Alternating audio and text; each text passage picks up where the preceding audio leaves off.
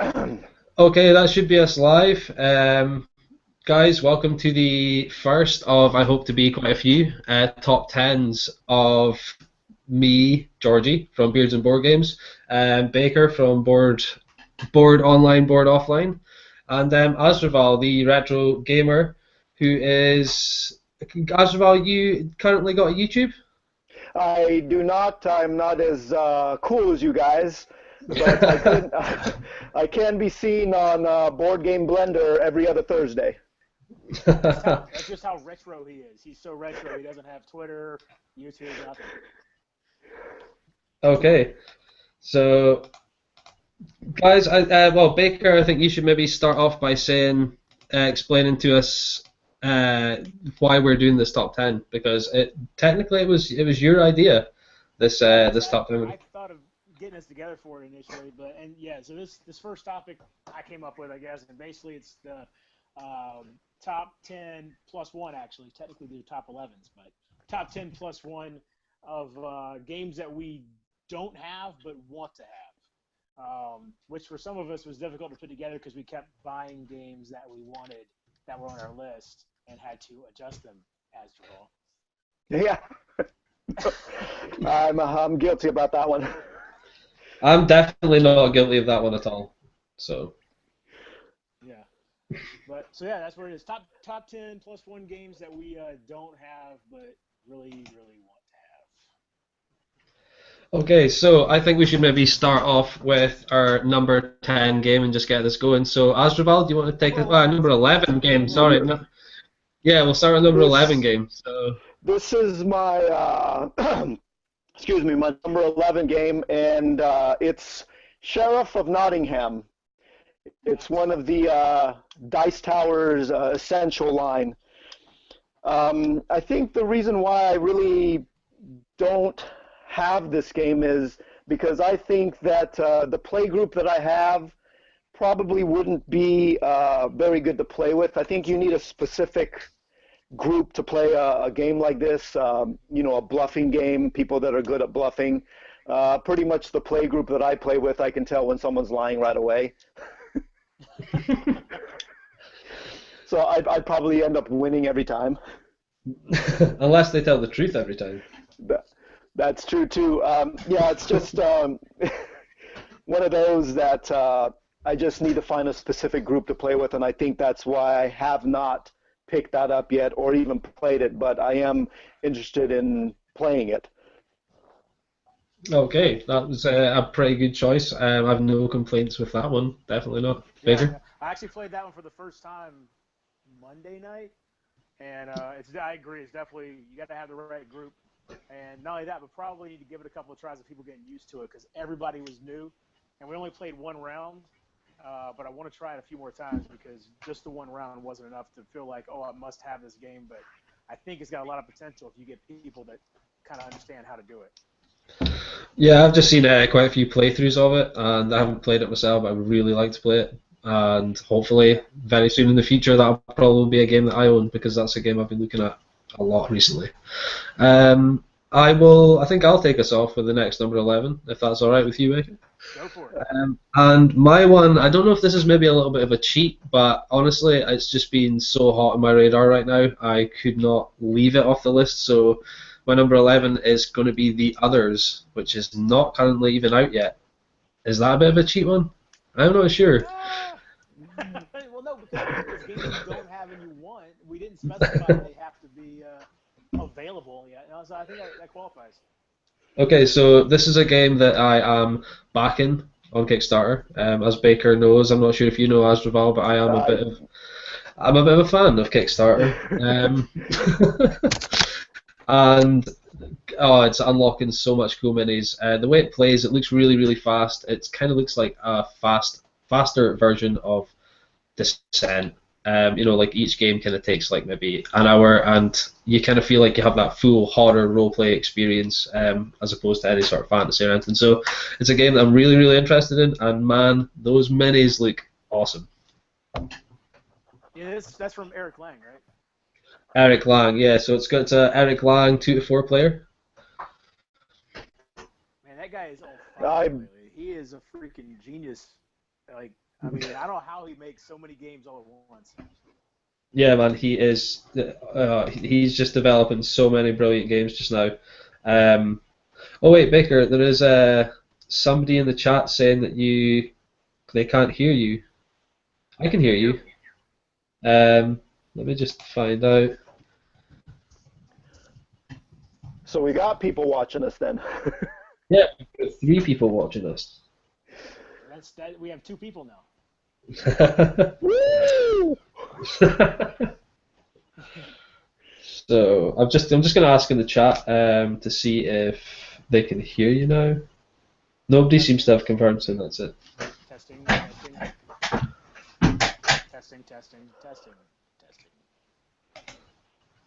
Is your mute button on down here? I mean, well, it wouldn't be because I can hear you just fine.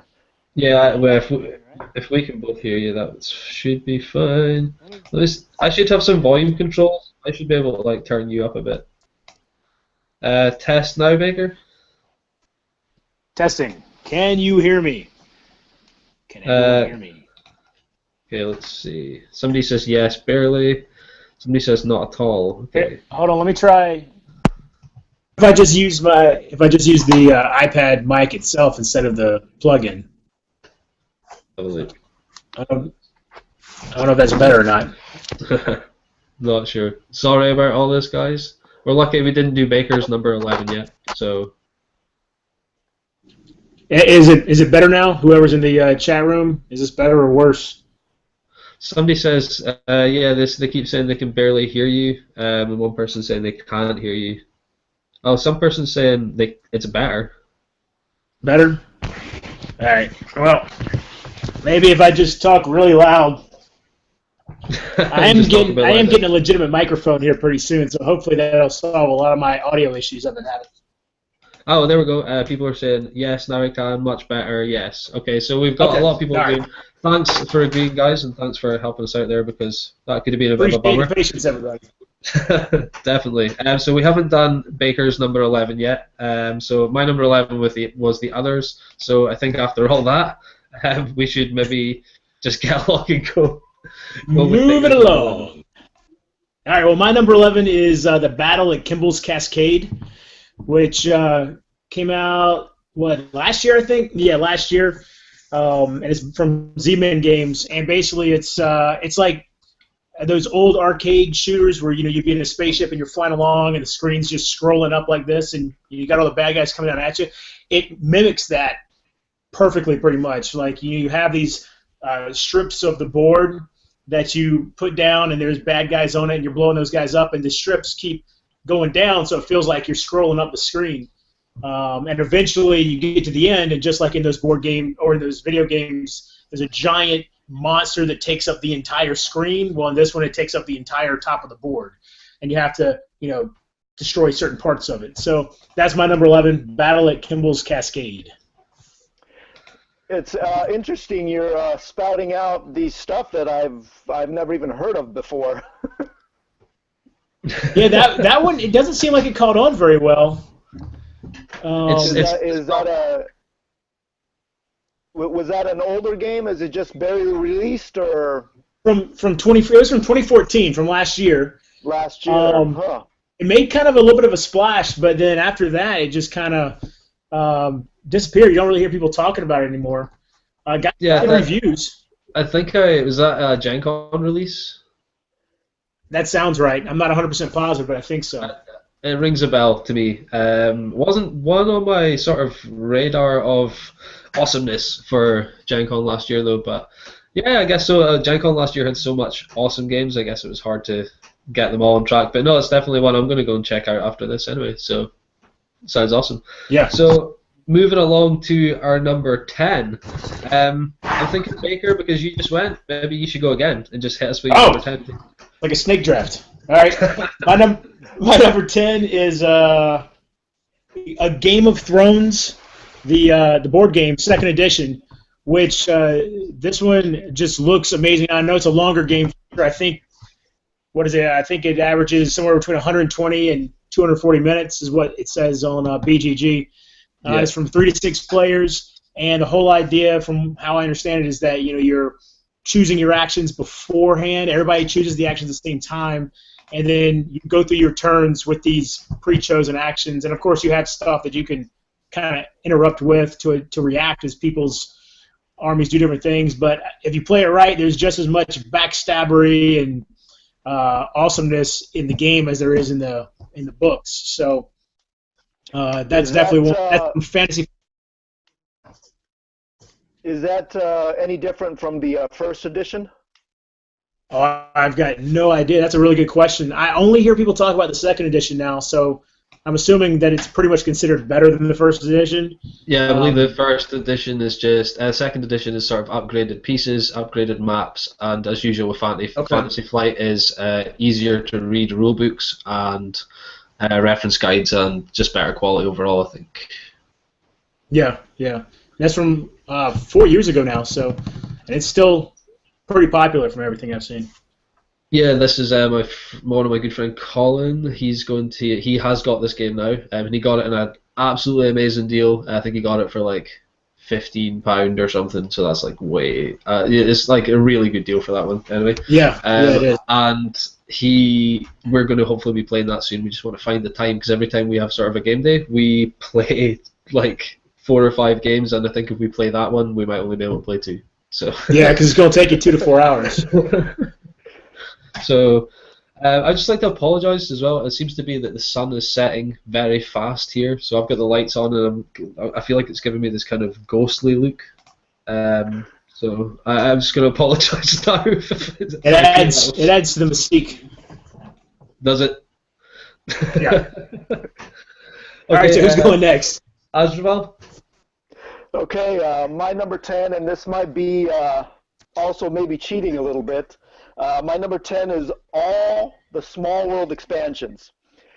For whatever reason, I only have the base game, and I've had the base game for, a couple of years. And for whatever reason, I see the expansions at my local game store, but for whatever reason, I just kind of overlook them. And I would always say to myself, man, wouldn't it be cool to play with new races and new abilities? And I just keep on overlooking it. It's definitely one I'd recommend. I would recommend anyone getting any of the expansions for Small World. I've only played 1 or 2 or 3, I think, but oh man, it's so awesome. And all the extra races and things. Right, I'm not really sure how many expansions there are, but I know there's quite a few, and there's also quite a few standalone expansions too. Maybe 1 or maybe 2, I think. Yeah, because there's quite a few different versions of the game as well, like Underworld or Underground or whatever that one is. Right. And I also think they have a couple of expansions where fans have made their own races and they like them and they just printed it up. It's like a fan favorite type of deal. Yeah. Man. All right. Yeah, I've got a lot of the. I didn't do any of the expansions that added extra board pieces or anything, but I did a lot of the ones that add the races, and I've been happy with all of them. So absolutely, go if you like the game, grab those extra races for sure. Yeah, so that's my number 10. All of the Small World expansions. I don't think that's cheating either. I just thought. Nah, we'll accept it. We'll allow it. There's no rules. This is like there's rules, but this is like kind of a free for all. So we're good. Okay, so my number 10 is 2 of my friends have it. One of my friends basically has everything apart from the massive ones that they've kind of came out with recently, and that is 2012's Fantasy Flight Games Again X-Wing miniature game. It's not one that I own, but it's one that I've played 2 or 3 times, and I don't know why I've never picked it up. And honestly, now that the new sets came out with the blue X-Wing, I'm just that makes me even more like kind of. I don't want that set. I want the original set now. So yeah. I think now that new set's came out, it's actually made me want the original set even more. To be like, oh god, how dare they? I'm going to get the original set and just keep it. So I don't know. That's kind of how I feel about it. But yeah, so that's my number 10 Fantasy Flight Games is X-Wing miniatures. Cool. Oh wait, I was thinking, should I make this a more official countdown, and I can do like my Eric Summerer impression of and do some What we're going happened into to 9 now. What happened to the signs you were going to hold up? I know. I got real busy at work, and I couldn't find time to, make the signs on the clock. So. Okay. Yeah, Let's hear. our really big budget, just. Yes. See, that's perfect. You could do it. So. Okay, so here, just before we go, we're going on to our number 9 then. So let's hear your impression, just for fun. Number 9. Right? Wow, Right? that was uncanny. That was good. Wow, I hope he never ever sees that, because you might put him out of business and he might be scared. No. He's gonna sue me. He's gonna sue me for stealing his voice. It's so identical. All right, yeah. so who's going first? I'll go again, because I think we'll do it this way, shall we? And then I think that's quite interesting. That sounds good. So my number 10 is, this is the. I mean, I guess I would wish for the Kickstarter edition of it. Wait, did I say my number 10 there again? I meant my number 9. Yeah, we're on number 9. Yeah, I know. Is the Blood Rage Kickstarter edition, or just Blood Rage itself?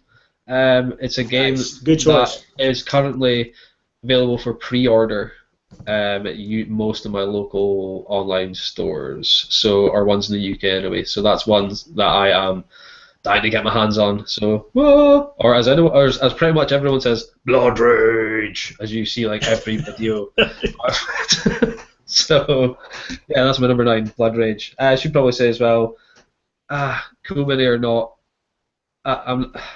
it's something that I feel that I shouldn't put all their Kickstarters on here, because I don't know, it's just something I feel. I'll go into that later anyway. Sorry, that was a bit off topic. But maybe we should leave that for off mic.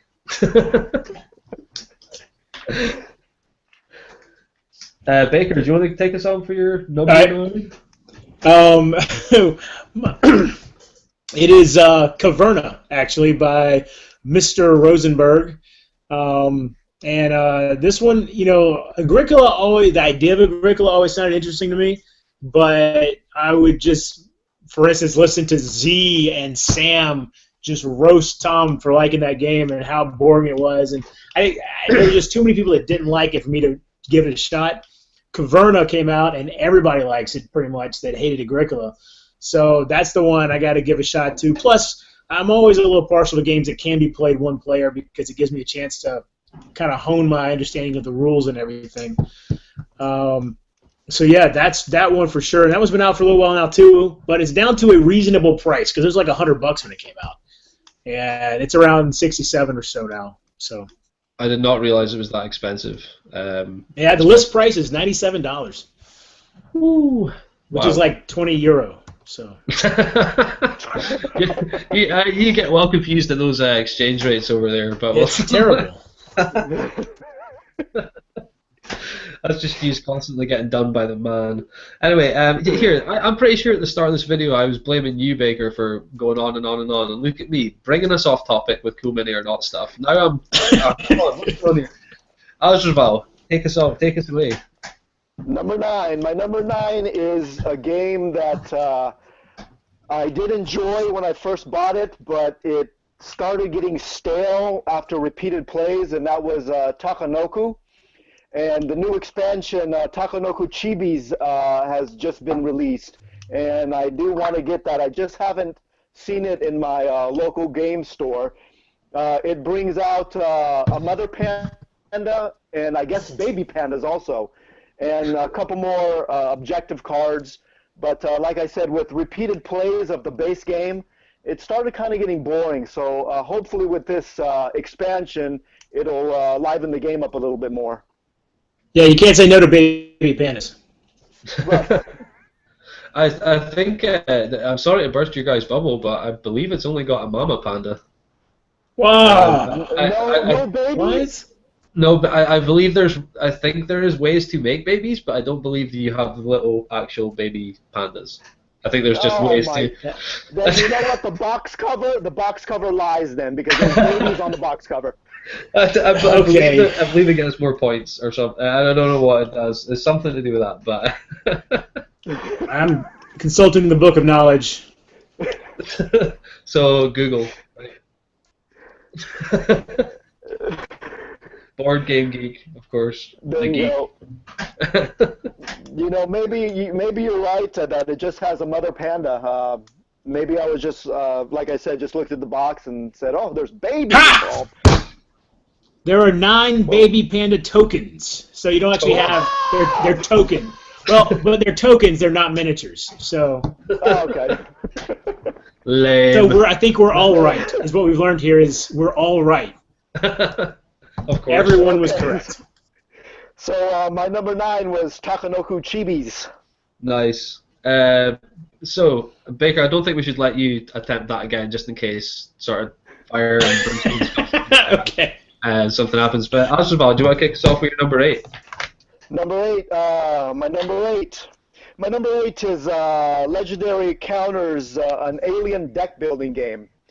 And Baker, I remember consulting you about it when I was looking to buy. It was either against Legendary, the Marvel one, and the Aliens.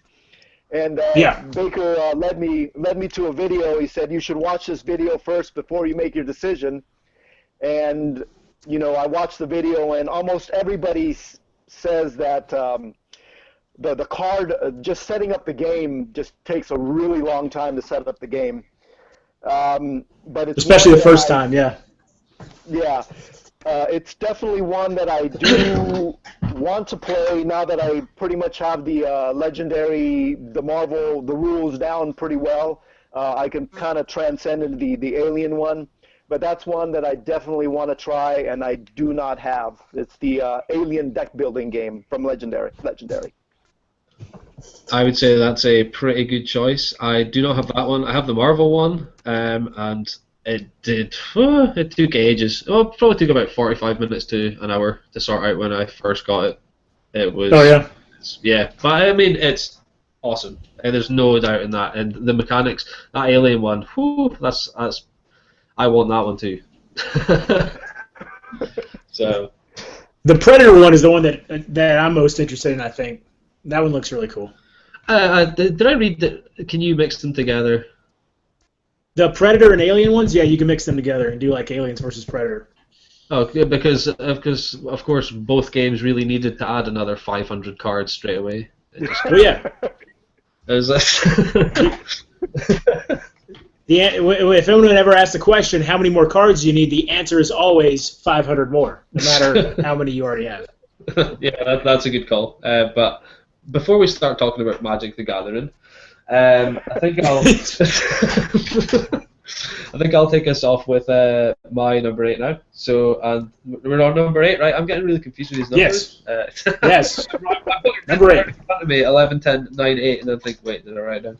So, my number 8 is Codenames, released in 2015 this year. Again, all mine seem to be quite new, by Vlada Shavatel, and it's done by Czech Games Edition. It's the only party game on my list, and it just looks really fun. It looks kind of like battleships crossed with, I don't know, it's a Guess Who or something, but yeah, something like that. It's. I really like the idea of being able to describe the cards. I don't know, maybe battleships crossed with Dixit or something, but being able to describe the cards, but make sure that he can get only these ones, but not the other ones. It seems like a really good concept, and as far as a puzzle game goes, it sounds really fun. Yeah, that one does look really good. Yeah, it's seriously gotten a lot of buzz. Everybody at the Dice Tower Network always talks about it, loves it. The game's really short, and you can get a lot of gameplays in a session. Yeah, I've heard really, really cool things about that game, and I can't believe I can't remember who I watched that was talking about it. I think it might be Rodney Smith. Yeah, I can't remember who it was, but and he was raving about it as well. And he doesn't review games, so that's impressive for him. So yeah, that's my number 8, Codenames. All right. Well, my number 8 is Battle of 5 Armies, which if this one hadn't come out, I'd probably have War of the Ring on here. But because I was looking at War of the Ring for a long time, then this one came out. last year, and for me, I have a hard time. At least so far, I don't have a whole lot of groups that are or a lot of people that are willing to spend 2 to 4 hours playing a game usually, and this one's closer to. I mean, I guess you can get up to 2 hours with it, or if you. It's listed as 90 to 200. It's listed as an hour and a half to 4 hours, but I've heard everybody say this one almost never is going to go 4 hours. So it seems like it's a little more streamlined. It's got awesome miniatures, just like War of the Ring does. And yeah, I just need to get me one big battle Lord of the Rings game. I need that in my life, and so this is the one that I put on there. So you went for the Hobbit version over the Lord of the Rings epic masterpiece trilogy. You're one of those, huh? No, I like Lord of the Rings movies better, but I think I like the Hobbit board game better. Well, we'll see about that. I don't know. I haven't played any of them, but or at the very least, I'll get more people to play it. Yeah, I would agree with that. But it's I don't know. Both of those games look really, really epic. Who's clicking their pen? Yeah. I'm sorry, I am. That was me. This is what that sounds like, Asdruval. Google Hanger amateur. Okay, no, both of the games look really, really epic. And I think, like what you said, Baker, the fact that this one promises not to go 4 hours is definitely a boost. But yeah, both of those games look really, really epic. Good pick. All right. So is it? Am I going number 7 now? Is that? Yeah, let's go, Baker. Keep it rolling. I'm pulling it up so I can. All right. It's my number 7, and this one's going back a little bit too. I got a lot of kind of older games on here. I mean, I say old. This one's only 3 years old, I guess technically, but I have a lot Robinson Crusoe. Robinson Crusoe. What's that? I just said I had a lot. Yeah. I seem to have a lot of newer games, but yeah. I think that'd be normal to have more newer games because as the newer ones come out, they tend to be more interesting a lot of the times. I'm just now realizing that I've got some older ones on here. I got a couple new ones too. But Robinson Crusoe is my number 7, which is by Ignacy Trzewiczek, I believe is the correct way to pronounce his name. And Portal Games, and this game is, from everything I've ever heard, is incredibly difficult as a co-op. A lot of people love playing the game and yet have never won the game. So if you can get beat down by a game repeatedly and still love it, that's got to say something about the game. And I guess it's just chock full of theme. You're going out to the woods and chopping wood and setting up camp and fending off panther attacks or something. And yeah, this one just looks really cool. And I guess every scenario is really, really different in the game too, from what I've heard, which is pretty interesting as well. So that's my number 7, Robinson Crusoe, Adventures on Cursed Island. yeah, I've heard lots of awesome things about that game. Okay, so who's going to take us off? Do you want to go, Asdruval, or should I go? Sure, I'll take my number 7. My number 7 is Flick 'em Up. It's that dexterity game that you flick playing pieces. It's based off of like the Old West, and you have buildings and different scenarios, and you're flicking things, and you got guns, and you flick the ammo at other players to try to hit other players, and it's kind of one of those weird. I don't know if you played the old carom game with a little stick. That's what I kind of attribute it to. You just need a smooth table to play it on, because like a felted table probably will not work better as like a smooth table. So that's one of definitely I want to try. I've heard a lot of good reviews. Tom Vassell loves Flick 'em Up, and I want to give that a try. So my number 7 is Flick 'em Up. Dexterity games are not usually my thing, other than Rampage, but this is one that really looks really cool. And it's got it's got terrain with it too. Didn't know what you said? Terrain, yeah. Yeah. Yeah, that one looks cool. It looks absolutely awesome. That's another awesome pick. I was kind of hoping that you guys were going to pick things that were a bit lame, so I could kind of get on you guys a little bit, but you guys are. Wait, what was that? You broke up over here. What was that? I was just saying, I hope you guys were going to pick something, quite a few lame ones, so that I could just kind of haul on you guys a lot and just kind of get at you a little. But to be honest, you guys are picking some awesome ones. I can't really. What I heard was you guys picked a lot of lame ones, so I'm glad that wasn't quite what was said. Not at all, man, not at all. So, that's my turn then? Yeah. Yeah. Okay, so my number 7 is currently still not released yet again, but is promised to come out by February, I believe. We're waiting. Conan, the Kickstarter game again.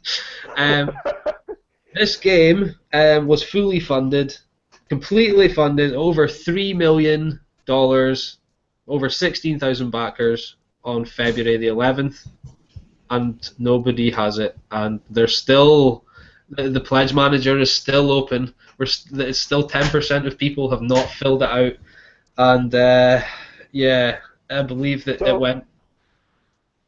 You mean to tell me that they have $3 million to make this game and no game is made yet? I believe they have quite a lot of prototypes made. But I believe they've probably got 1 or 2 finished copies floating around somewhere, but no one. I mean, actually, no, I don't. I don't believe that at all. No, I wish. I think I wish they did, but I don't. I really don't think they do. But I mean, if you haven't checked it out, check it out. Minis look amazing. Dungeon crawl style, hack and slash. It just reminds me of everything that I want in a game. It really does. So that's my number 7, Conan. Cool. What are we done? Number 6? Yeah, because I already went number 7, right? Yes. Yeah. Number 6. Go for it. Okay, so my number 6 is Mice and Mystics. Mice and Mystics came out in 2012. Is a 1 to 4 player. I believe it plays 1 player. 4-player game from Plaid Hat Games, and it looks to me to be a RPG sort of RPG mice dungeon crawl, beat up some rats, beat up some cockroaches, and honestly, it looks like a game that you could get younger kids into, as well as maybe a dungeon crawl that my wife will play with me.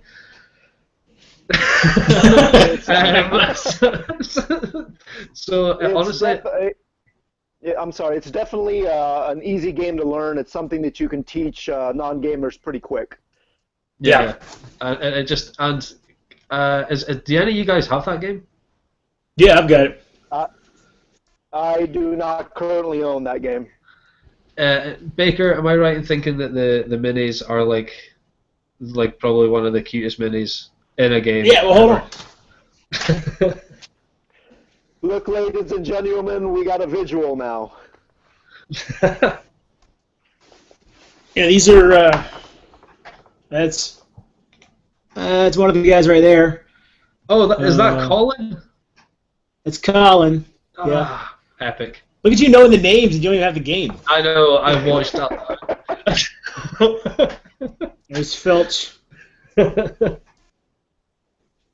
So this guy's pretty cool. But I'm missing the big guy. Hold on.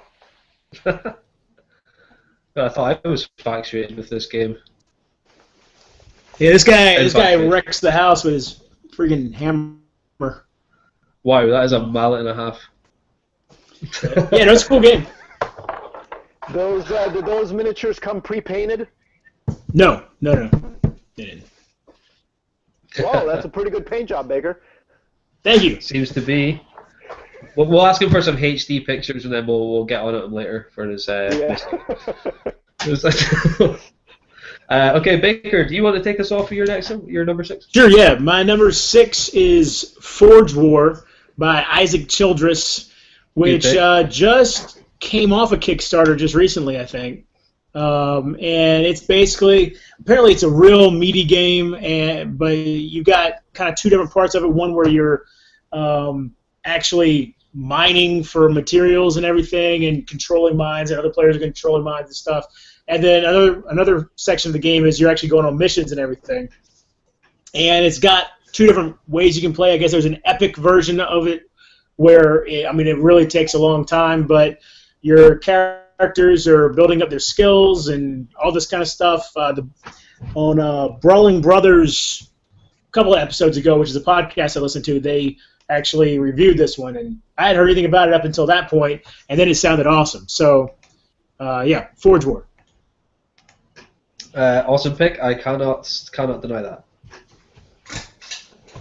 That's a good one. I wish I would have known that we could pick games from Kickstarter. Well, I think mine's out. Mine's actually out. Yeah, I believe yours is out. But here, is that a dig? Is that a dig? Baker, you getting on at me? What? Are you digging at me for games that aren't out yet? Oh, D-I-G. No, I'm not digging at you. Yes, D-I-G. Yes.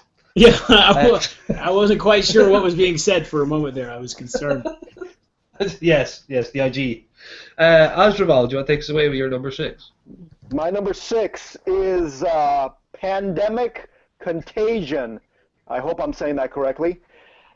This is one of the Pandemic games that is not designed by Matt Leacock. And in this game, instead of playing the humans trying to eradicate the diseases, you're actually the disease trying to infect the world. Yeah, is that the one with the little cubes that you move up or do you collect more cubes? Yeah, they have a chart that you can move the little cubes up. You can have the intensity of the strain, how fast they move, how fast they grow. The components look actually really cool. They do use those little cubes, but just the way that the board is set up looks really cool. And that's another one where, for whatever reason, I do like the pandemic games, but this one where you're the disease actually sounds really cool, and I just want to try it out and play it, and I never have. Yeah, I've never played it either. It's definitely a different take on the pandemic thing, and something I'd really like to try. Right, and that was my number 6, Pandemic Contagion. Okay, Asdruval, do you want to take us away with your number 5 also? Okay, continuing on. My number 5 is a game called Spike. It's a railroad game in the age of Steam. I want to try this out because I kind of got burned out of Ticket to Ride. Just playing the Ticket to Ride has kind of burned me out a little bit. In Spike, it kind of adds a little bit more element where you can actually transport goods from one location to another to score points. And that really, I do enjoy railroads, and I bought a few myself. But that's one that I want to try out, and that's Spike by R&R Games. Yeah, it's one I've seen very little about, but from what I have seen, people are really loving it. Yeah, same here. Yeah, so that's a really good one too. I'll just go away and take off with my number 5 then, and it's a repeat, so I'm not going to talk about it too much, and that's Flick 'em Up. I believe Asdruval, you spoke about this one earlier. Oh, crossover! But Flick 'em Up is not available in Europe yet. Why do you guys always get the awesome games before I do? I don't know. But there's a lot of them aren't available. I mean, is Flick 'em Up coming out of Essen? I don't even think it is. I don't think they've got a European distributor yet. So I'm not going to see this for a while. But Flick 'em Up, I'm not going to talk about it too much. Pretzel games, 2 to 10 player, flicking bullets and killing cowboys. It sounds pretty awesome. All right, well, we're on the same page on that one then. Yours just up a little bit higher than mine. Yeah, so that's my number 5, Flick 'em Up. Baker. Cool. Well, my number 5 is Mr. Eric Lang is making an appearance on here again, and it's Xcom, the board game, which the way this works with the timer and You got the one section that's really, really fast-paced, and you got to just make reactions and everything. And then you got the other section of the game where you're taking your time and making good decisions. You can think about it. I think that's really cool.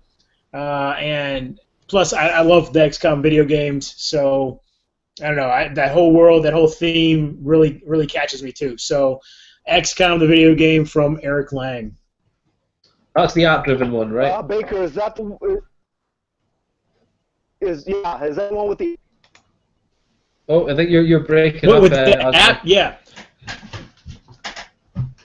Yeah, that's the one with the app. Okay, yeah. Right, I hear an interview he's saying that people are trying to develop more board game using app. I'm not really too sure how I feel about that. I mean, I play board games to try to escape the electronic world, and now they're bringing electronics into it. Yeah, I've thought about that a lot because I kind of felt the same way when I was first hearing about apps coming in. And my thing is that if the app does something that either couldn't be done by a human or would be too boring to do as a human, then I'm cool with it. But then games where the apps just calculate stuff for you that you could calculate on your own, that one I'm not so sure about. But like Alchemist is another one where I don't mind that app because no person's going to want to do the job that the app does. You know what I mean? So XCOM and Alchemist are the two where I don't mind it. I haven't seen any others where I was like, yeah, it was a good idea to put an app in this. But those two I don't mind. Seems like a pretty good shout. There's the one thing I would kind of agree with Asdruval on that, though. The kind of play board games to try and not look at my phone. To be fair, though, Yeah. I don't gripe at people for looking at their phone when they're playing games, or I try not to. I did I'd say a while ago, but I've recently discovered that I believe that people are not allowed to look at their phones too often, as it is, whether it be in any company or at work or whatever your case is. And I think when you're sitting down having fun with your friends, you shouldn't really be told when or when not to do stuff. So I've kind of avoided that. But adding a phone or an app into the game, what if the battery runs out? Well, charge it up. Like, well, you have to pause the game to charge the. Well, I think you would need to plan in advance of this. So no spur of the moment gaming. I'm out. Yeah, you just have a strip, and everybody just plugs in their phone that's playing the game. Make sure it has enough power. Yeah. Okay, Baker, do you want to hit us away with number 4? Number 4? All right. My number 4 is another crossover. Blood Rage, actually. So I got 2 Eric Lang games in a row here. Yeah, Blood Rage is my number 4. I've already been talked about, so I won't say too much other than I saw a video with Rodney Smith and Eric Lang where Eric Lang basically played hacky sack with his miniatures, and they didn't break. I mean, and these are the big honking miniatures in this game. So that was pretty impressive, and they look awesome, and I want the game. That's I think that's a fair enough statement. I can't argue with that one. I really can't. Okay, so I'll go ahead and go on with my number 4 now, which is kind of another crossover, but it's definitely the better of the two, I would say, and definitely the more manly of the two as well, and best of the movies and everything. It's War of the Ring. So out of the two, War of the Ring or Battle of the Five Armies, Battle of the Five Armies is clearly the game that is for the weaker of the two, and War of the Ring is definitely for All right, that's fine. That's fine. Listen, I said I want to play War of the Ring. I just said I thought I could get Battle of Five Armies to the table more often. It's okay. It's all right. So the game is 2010. To be honest, I'm going to say the Designer's Edition as well, because I noticed Battle of the Five Armies doesn't have one of those either. So I'm going to say the Designer's Edition of War of the Ring. The 500. I've heard the Designer's Edition is pretty ridiculous. Like, pretty awesome for that game. It's got a gold ring that probably turns you invisible. So it's worth getting. Yeah, so that's my number 4, War of the Ring. Good pick. Cool. What you got for your number 4, Asdruval? My turn? Yeah. Yo. Okay, it's a game that's been out for a little bit. Uh-oh. I was going to look it over. Memoir 44. Nice. On top of Old West games, I do like the World War II genre. I always see it's probably one of his favorite games. He rages about it constantly. They got a lot of expansions for it. I believe it's a 2-player game, if I'm not mistaken. Yeah, I think so. Yeah. It's one that, I see, but because the player game can't get in on it, just one I really want to check out and just have not. And I think the price tag, even though it's an older game, the price tag is still pretty steep on that one. Yeah, that one looks really cool, and I haven't been able to play any of the games in that system because it's got it doesn't use that same system where you have cards that affect certain areas of the board that let you move your guys. Command and colors. Yeah, that system, and Memoir 44 looks really cool. I've played this one a couple of times, and woo, it rocks. I've also played Battlelore, which is kind of or Spattlelore Second Edition, which is of the same type, and both of them really rock. So sometimes the card-driven mechanic I can find be a bit like, what if I don't get something that doesn't work? But there's a way, I believe in Memoir and Battlelore, where if you have absolutely nothing that you can really use, then you can still use something to move one of your armies or something and then draw more. So, it's really, really fun game. Out of Battlelore and Memoir, I think I prefer Memoir. It's a quicker game. Battlelore takes... So, good pick, Asdruval. Yeah. Good pick. So, our top 3s now. Asdruval, do you want to take us off with number 3? Yeah, number 3 for me is North Wind. It's a pirate-themed game. I think that what really draws me to this game is you actually build a ship, and your playing pieces fit in a ship, and cannons fit along the ship, which seems to me that it's pretty cool, and there's sails on it. So just the components to this game are absolutely amazing. I don't know if you guys seen some videos of it or even played the game yourself there, but it's called North Wind. North Wind. Yeah, yes. I have not heard about this game. I'll have to check it out. You're just going to be blown away.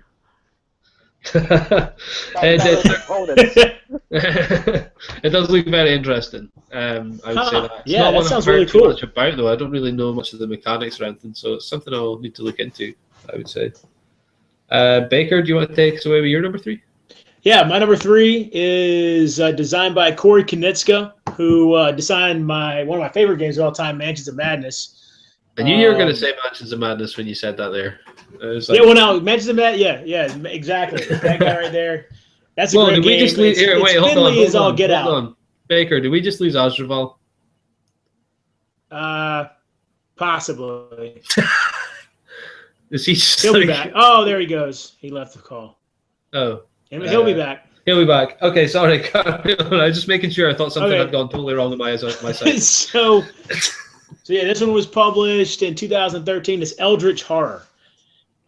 Still have not gotten to play this one. Arkham Horror would have been in this spot, and then Eldritch Horror came along and I think streamlined Arkham Horror to a certain point, and this is the one now I really, really want to get my hands on this game. Eldritch Horror by Corey Konieczka and Fantasy Flight Games. Awesome pick. I suppose I'm just going to go ahead with my number 3 because I don't think Asdruval is here. Definitely not. So give him a text, Baker. Find out what's going on. Yeah, I'll text him. See, I think this is probably what happens when you're using apps and things, like running out of battery, like we're talking about. Maybe that's what happened. Yeah, maybe. Maybe it died. We'll see. So my number 3 is Hero Quest. Currently out of print, but I believe it's kind of / kind of not coming back into print, but it's done by people who don't actually own the rights to it. I believe I read. Oh, that whole that's not. That's kind of interesting. What's happening there? Yeah, I believe it's still going ahead. I don't really know. But the game, I played this with my cousin when I was really young. He picked it up at sort of a car boot sale or something like that, or a garage sale, I guess you guys would call it. But it was such an awesome game. His dad was the GM of the game. I'm not sure what it's actually called in the game because I was too young, but it was so awesome. I loved like going into the rooms and then him saying, like, oh, there's a chest here and this is where the chair is and here's a skeleton, and it was just awesome. Loved the game. We'd love to get my hands on a proper, pristine, and like still on the sprues. If it was it on sprues? I think it might be on sprues. I'm not sure, but still just brand new copy of Hero Quest. And that's got to exist somewhere. Well, it was published in 1989 and was done by probably break into like somebody's house. There's definitely people that have a glass case with lasers. Yeah, or probably worse, sitting in an attic covered in dust, untouched and not realizing. It's also a possibility. So Asdruval says he's trying to reconnect. But... Okay, well, should we give him a minute?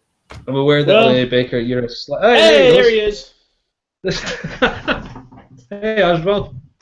How was your trip? Something happened. I don't know, man. Welcome back. Just in time for your number 3. Okay. My number 3 was North Wind. Oh, just in time for your number 2. Thank you. All right. So my number 2 is, I'm going to say it first, and I'm going to let you guys laugh about it for a second, and then I'll continue, okay? Okay. Okay, here we go. My number 2 is Lupin Chewy. Yeah, I'm pretty sure actually, Baker, there's a button here where I can actually kick Asdruval out. Yeah, you might need to do. This is Asdruval. This is your number 2 most wanted game. Like, I want to play it. I want to play Lupin Chewy. No, I don't think we should let him. Okay, so number 2. No, okay. Okay, explain yourself, Asdruval. Okay, Lupin Chewy is a remake of a game called Lupin Louie. I used to play with my oldest daughter back when she was little. It's a dexterity game where the object is to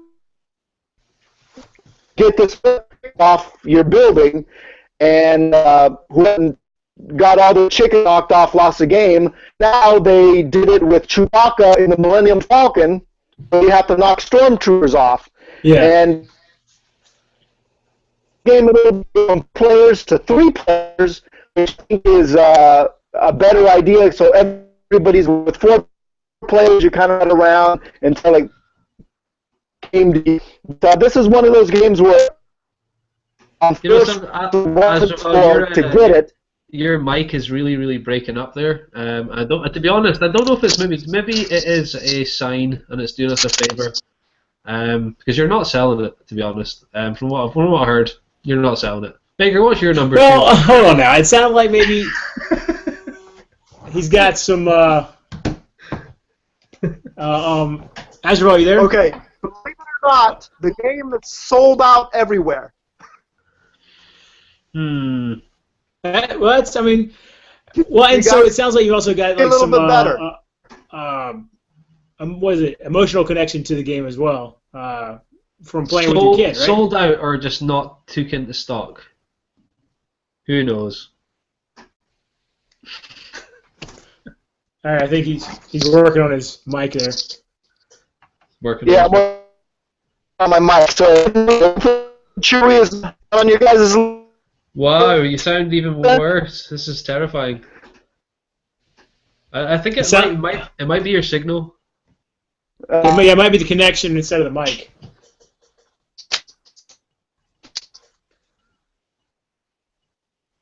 Asdruval. Okay, well, while Asdruval is working on that, you want me to go ahead and do mine then? I think we should, because I think we ripped them enough for that. Lupin, Chewie, get away. All right, so my number 2, and hopefully Asdruval will be back here with us in a second. My number 2 is Xia: Legends of a Drift System. Wow, that is Cody a good Miller choice. from Far Off Games. This one's getting its second print here pretty soon, so hopefully I get a copy of it. Maybe for Christmas I'll get a copy of it. We'll see if I ask the right person.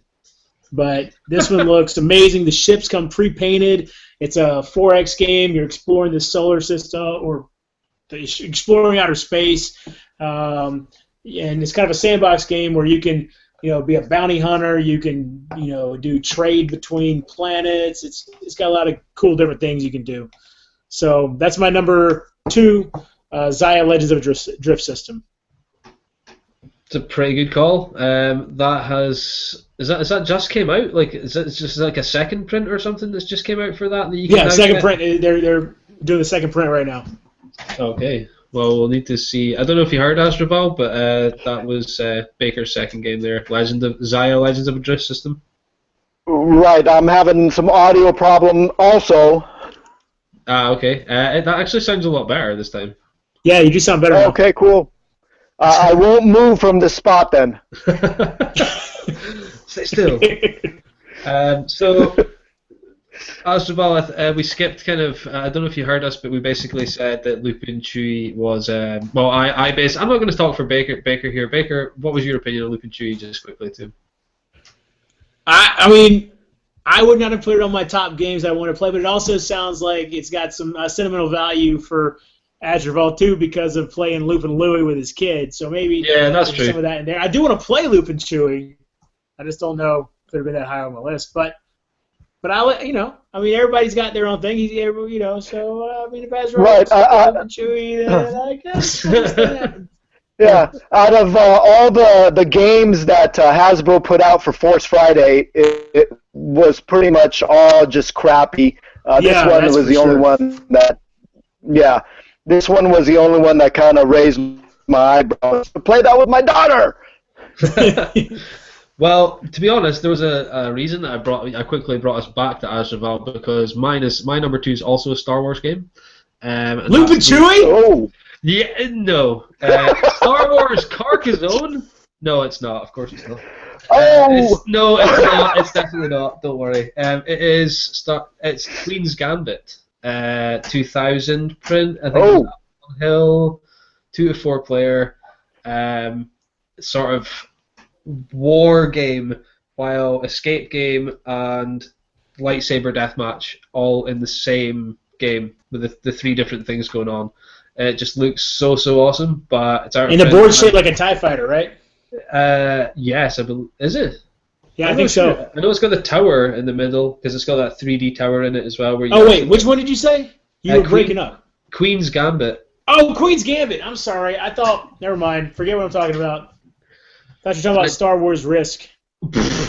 Yeah. Sorry, I should have made that. We were talking about Force Friday, so I thought you said Star Wars. Forget it. Queen's Gambit. Got it. Go. So that's my number 2. Unfortunately, from what I've heard and what I've read and what everyone talks about, I was actually in a recent talk with somebody in Board Game Geek about this, and we basically said, that's never coming back into print because people hate too much plastic. No, people hated the first movie so much. Why would they reprint it? Oh, yeah, that too. Yeah, there's that. So that's one of those games that is right now really hard to find right now, and you can find it on eBay. They're expensive. Yeah. I will probably have to get it at some point, but we'll see how we get on. So that's my number 2, Queen's Gambit. So then, and finally, number 1. Whoa! How long have you been waiting to say that for, Baker? You're welcome. You're welcome. He's been practicing in the mirror to say that number 1. I knew it. Okay, so I'm going to take us off because mine. I know what mine is. I would say as well. I don't know if we actually said, but none of us know what each other's lists are. So just for anyone watching, We don't know what it is. I don't know what anyone else's number one is. Mine's already been mentioned, and it's Robinson Crusoe.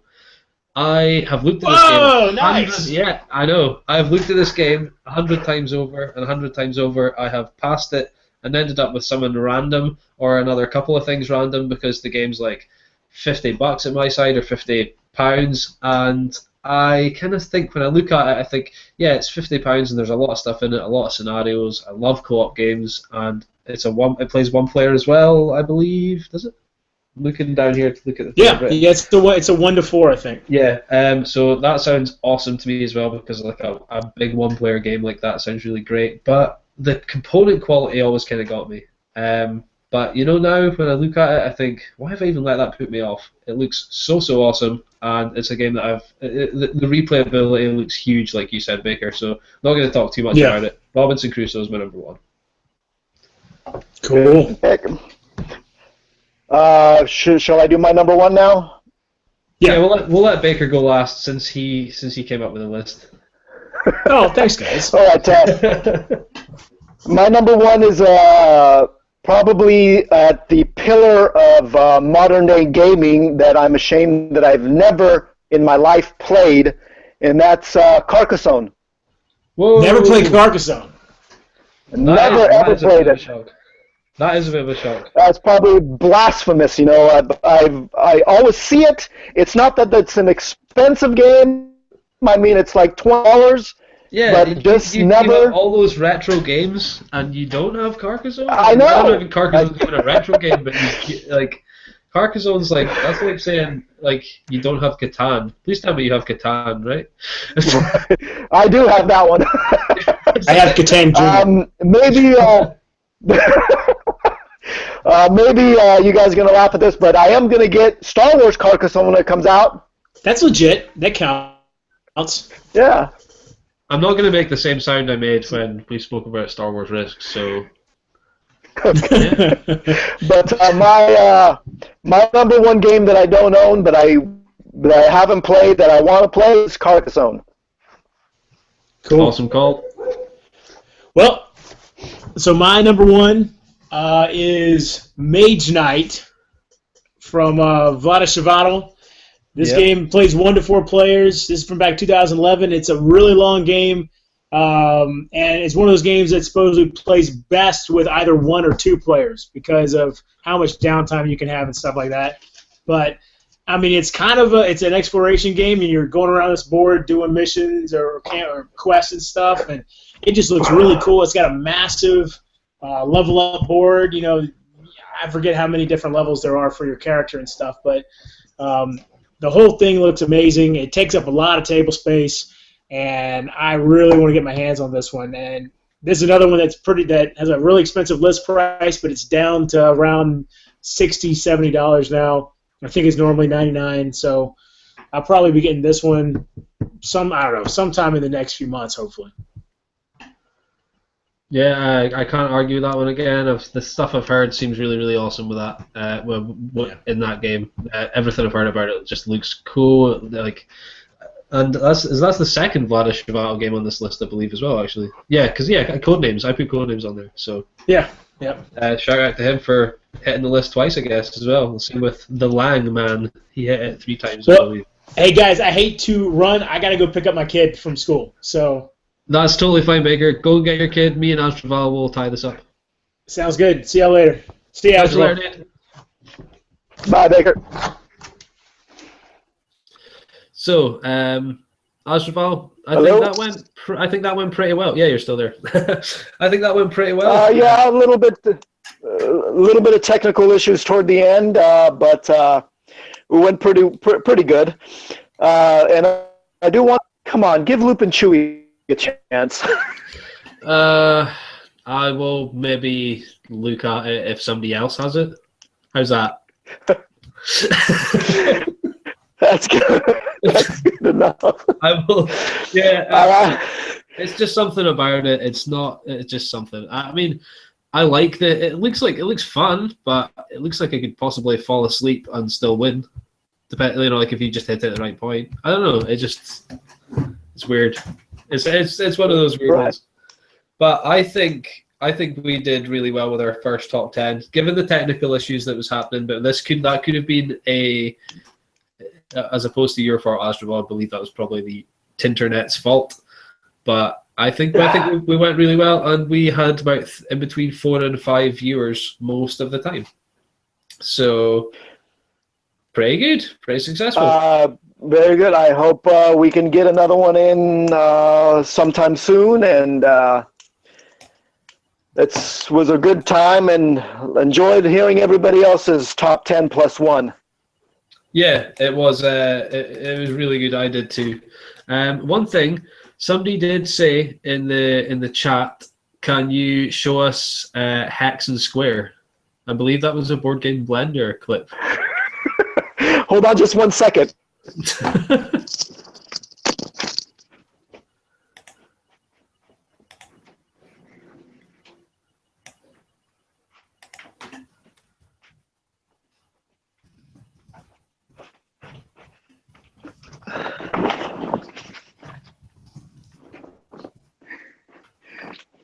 Let me put my mic back on.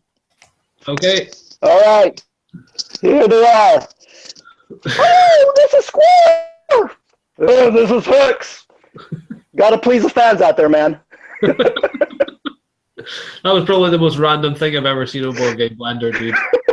I was like, how does he get away with that, honestly? That was funny, dude. It was funny. No, I think we've done rather well. Thanks. I barely got a chance to say thanks to Baker, so I'm going to say it now because he's probably going to watch this later on just to make sure that we didn't bark on him a little bit. So thanks, Baker, for coming along and doing your. I keep on the top 10. It's top 10 plus 1. I'm just going to start calling it the top 11. Thanks for coming along and doing your top 11. Asdruval, thanks for coming along and doing your top 11 as well. I kind of like that. No problem. I liked that there was a few crossovers. That was interesting. Right. Do you have anything else that you want to say, Asdruval? Do you have anything that you want to plug or anything? Do you have anything planned for a Twitter, a YouTube, anything coming? We want it soon. We want some retro board game corner. Yeah, the show's on every other Thursday on the Dice Tower Network. It's Board Game Blender, and my segment is called Retro Board Game Corner. Check me out. Asdruval does some really awesome, quick, sort of 2 to 3 minute just reviews and overlooks of games from sort of the 80s and 90s. I would say seems to be your main bracket. Would you say, Asdruval? Yeah, 80s, 90s mainly, but I do splash in a couple 70s and 60s games in there also. Nice. So and he does some really, really cool quick overviews of that, and it's definitely something I would recommend checking out. For me, as always, you can follow me at Twitter at Beards and Boards, or you can subscribe to me on YouTube when you're watching this channel. Either or would be awesome. If you don't, that's fine. If you do, sweet. Hopefully see you in the future. Guys, thanks for watching another episode of Beards and Board Games. We'll catch you guys later.